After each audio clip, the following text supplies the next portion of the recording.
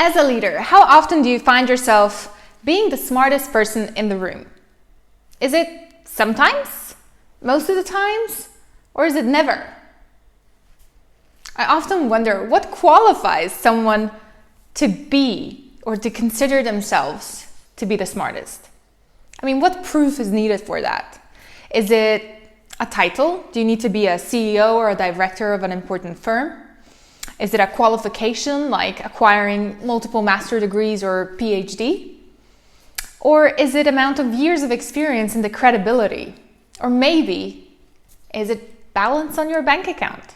For those of you who don't know me yet, my name is Andreja, and today we're going to have a closer look at ego in leadership. It's rather interesting to think that we live in a society where we are raised and conditioned to do our absolutely best at whatever we do.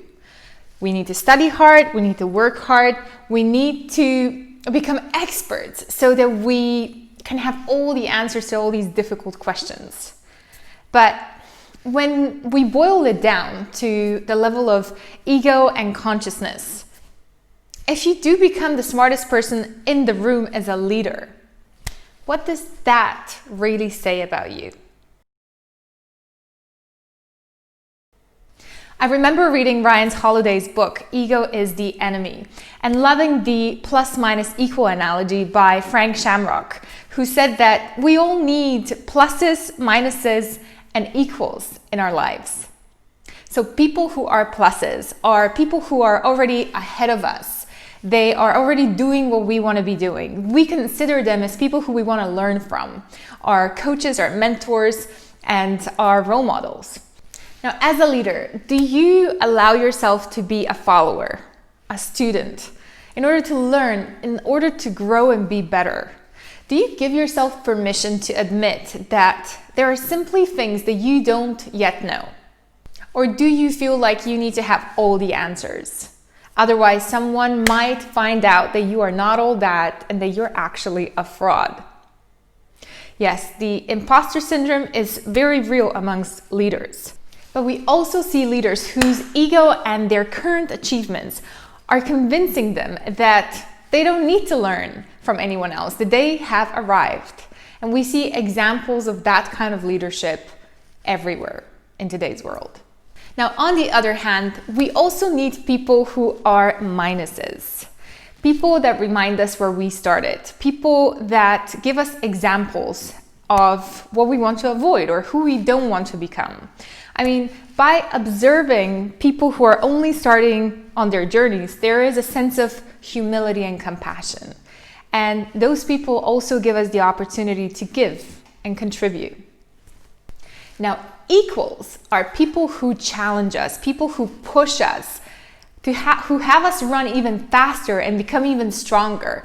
These are the people who make sure that we don't get complacent.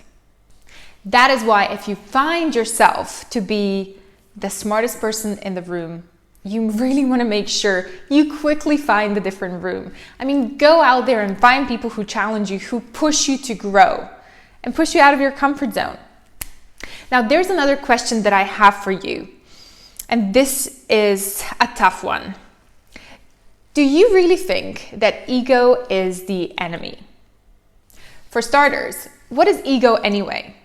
Now, definition that I found in the Cambridge Dictionary states that ego is an idea or an opinion of yourself, especially of your feeling of your own importance and ability.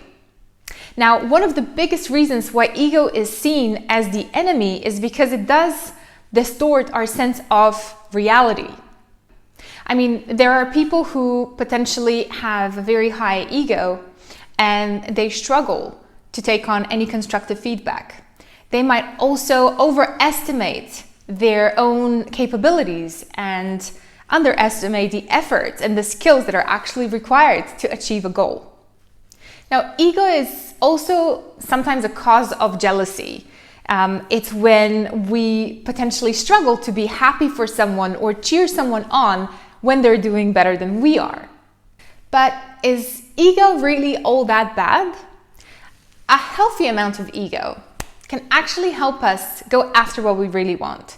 I mean, if we see ourselves in high esteem, we are more likely to go and start that business, or go and approach that dream partner, or make sure that we work on our health and our fitness, that we present ourselves in a certain way.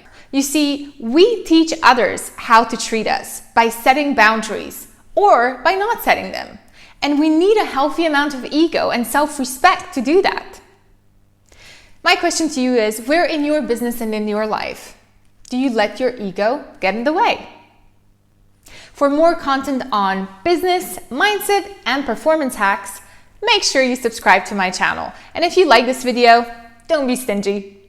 Hit a like button and share it with your friends. Thank you, and see you next time.